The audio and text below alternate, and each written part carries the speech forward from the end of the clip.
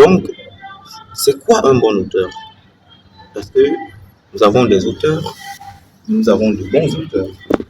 Aujourd'hui, chacun veut être auteur, chacun veut être écrivain pour faire plaisir à son orgueil personnel. Surtout ça. Pour marcher au quartier, dire que je suis aussi écrivain, je suis auteur, dire à sa famille que vous avez un écrivain dans la famille et autres. Mais est-ce que c'est ce qu'il faut pour notre littérature aujourd'hui? La littérature tchadienne, comme la littérature africaine, a besoin de grands noms. La littérature a besoin de grands noms de l'écriture. L'Afrique en a eu de grands noms. Toumon Gobeti, Assem Ben Ousmane, à Chinois Achebe, à Wol Soyinka, à Leonora Miano, Caliste Béala, Emle Boum. Nous avons de très grandes figures de la littérature qui aujourd'hui va nous dire qu'il ne se reconnaît pas en Amadou Bourouma, en Boubacar Boris Diop. C'est important pour nous d'apprendre à écrire pour être comme ces personnes.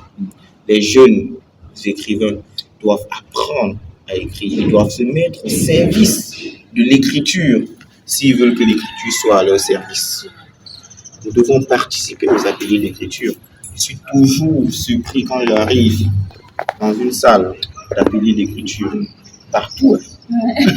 Partout. On n'aime pas cette activité. Non, non.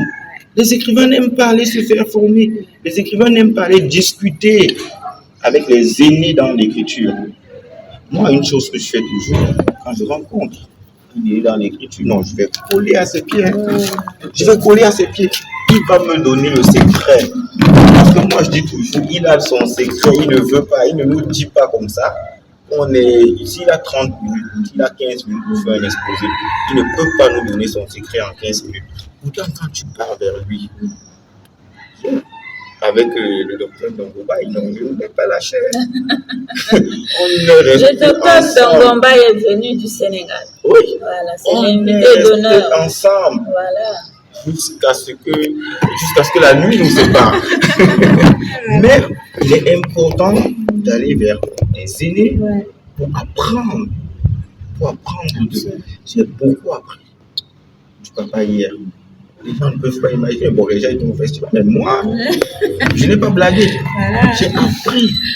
Et je lui ai même dit que si c'est possible, je vais le suivre au Sénégal Pourquoi pas? pour continuer à apprendre. La jeunesse pense qu'elle peut se verser dans la littérature sans s'intéresser à la grammaire, à la Non, conjugaison. ce n'est pas Et que dire possible. de cette jeunesse qui aime abréger Ce les n'est choses? pas possible. Tant qu'on ne maîtrise pas la grammaire, la conjugaison, la sémantique, la stylistique, on va peut-être écrire. Mais qu'est-ce qu'on va écrire?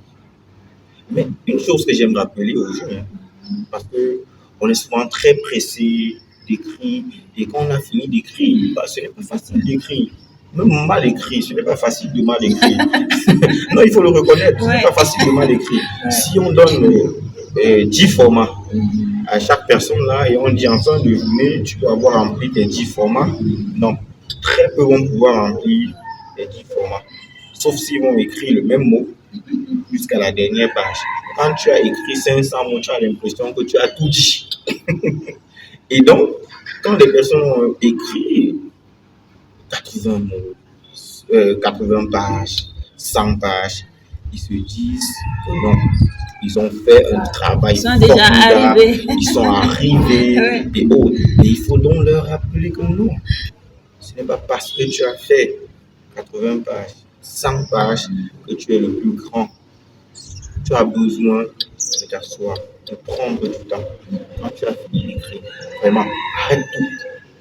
Va dormir, va fêter, va danser, va vivre. Reviens recréer. Oui, reviens une semaine, 2 semaines, 1 mois après. Jette un coup d'œil et tu vas te rendre compte qu'avec de la distance, ce que tu avais écrit là, ce n'est pas encore ça. Ça me rappelle l'intervention de l'écrivain Emmanuel.